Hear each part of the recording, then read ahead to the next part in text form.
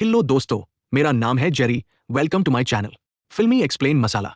कहानी की शुरुआत में हम एक आदमी को देखते हैं जो ट्रेन के अंदर सो रहा होता है। जब उसकी आंखें खुलती हैं तो वह देखता है कि जिस स्टेशन पर उसे उतरना था वह पीछे छूट चुका है। इसलिए वह अपनी सीट से उठकर दूसरे केबिन में जाने लगता है, लेकिन तभी उसके पैर नीचे गिरे हुए खून पर पड़ जाते हैं और वह फिसलकर नीचे गिर जाता है। वह आदमी जब अपने चारों तरफ खून लगा हुआ देखता है तो काफी घबरा जाता है और फिर जब उसकी नजर ट्रेन के दूसरे केबिन पर पड़ती है तो वह देखता है कि एक आदमी बेरहमी से किसी इंसान की बॉडी के टुकड़े कर रहा होता है। इसके बाद सीन शिफ्ट होता है और हम अपनी मूवी के मेन कैरेक्टर लियोन को देखते हैं जो एक फोटोग्राफर का काम किया करता था। फिर हम लियोन की गर्लफ्रेंड माया को देखते हैं जो उसके साथ रहा करती थी। यह दोनों एक दूसरे से बहुत प्यार करते हैं, लेकिन पैसों की कमी की वजह से अभी शादी नहीं कर पा रहे। माया देखती है कि लियोन अपनी तस्वीरों को लेकर काफी परेशान लग रहा है। वह अपने बॉयफ्रेंड को इस हाल में नहीं देख सकती थी। माया लियोन को बताती है कि उसने अपने एक दोस्त से बात की है, वह तुम्हारे लिए एक अच्छे स्टूडियो में जॉब दिला देगा। यह सुनकर लियोन काफी खुश हो जाता है। अगले दिन लियोन माया के दोस्त के साथ इंटरव्यू देने स्टूडियो जाता है, जहां वह स्टूडियो की ओनर सूजन से मिलता है। सूजन लियोन की खींची हुई सारी तस्वीरों को बड़े ध्यान से देखती है, लेकिन उसे ये तस्वीरें ज्यादा पसंद नहीं आती। वह लियोन से कहती है, अगर तुम इससे बेहतर फोटो खींच सकते हो तो मैं इन्हें अपने स्टूडियो की डिस्प्ले पर लगाऊंगी, लेकिन अभी के लिए तुम्हें और मेहनत की जरूरत है। यह सुनकर लियोन दुखी हो जाता है। इसके बाद वह वापस अपने घर आकर सो जाता है। सपने में लियोन उस ट्रेन को देखता है जिसके अंदर लोगों की मौत हो रही थी। यह सपना देखकर लियोन की नींद खुल जाती है। वह रात को ही स्टेशन की तरफ जाता है ताकि कुछ यूनिक फोटो क्लिक कर सके। इसी बीच लियोन देखता है कि कुछ बदमाश लड़के